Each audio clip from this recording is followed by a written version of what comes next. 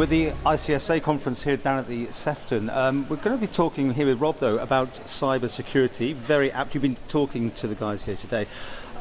We've all got to get our data protection sorted out very soon. Is that the number one topic? Yeah, at the moment, the GDPR, the new data protection legislation, that's the big thing at the moment. That comes in on the 25th of May. It's going to be things you should have been doing already, but it's got a focus on cybersecurity that wasn't there before. The big thing is huge fines that can be levied against companies for not complying with it, up to 4% of global turnover or 20 million euros, whichever is greater.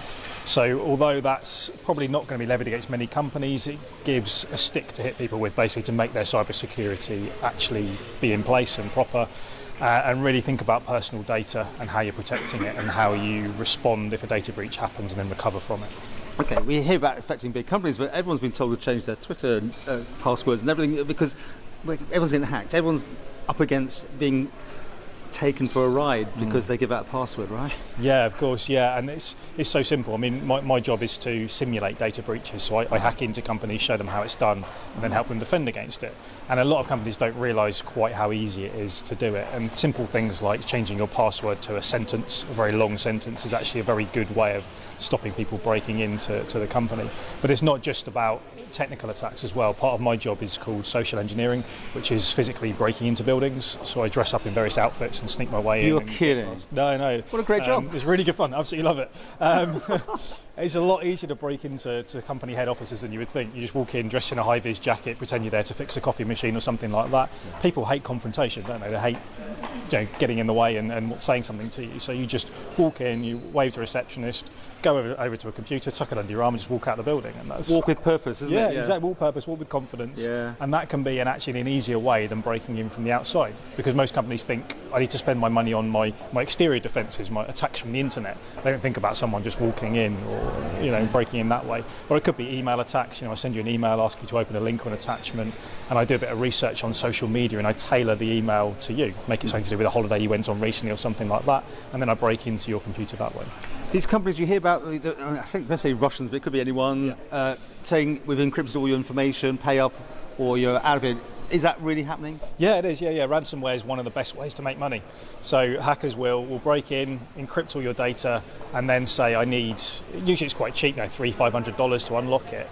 But if they break into a company and they find out who it is, it could be a lot more than that. And with new GDPR data protection stuff as well, there's a new way of ransoming companies. So if I could break into your network and steal some data, I could say to you, well, if I release this onto the internet, you're going to be facing one of these huge fines that I mentioned earlier. But actually, pay me £100,000 and I won't release this data and I'll destroy it. So we've got a new method of making money through something that probably was never thought of when the legislation came out, but it does give this extra ransom method. It's always poachers and gamekeepers here sort of thing. I mean, you one step ahead almost. You do something and then someone will come up with a new idea all the time, right? Yeah, exactly. Yeah, my job sort of straddles the line between the two, really. But the hackers are usually one step ahead and we're trying to react to what they're doing. That's their full-time job.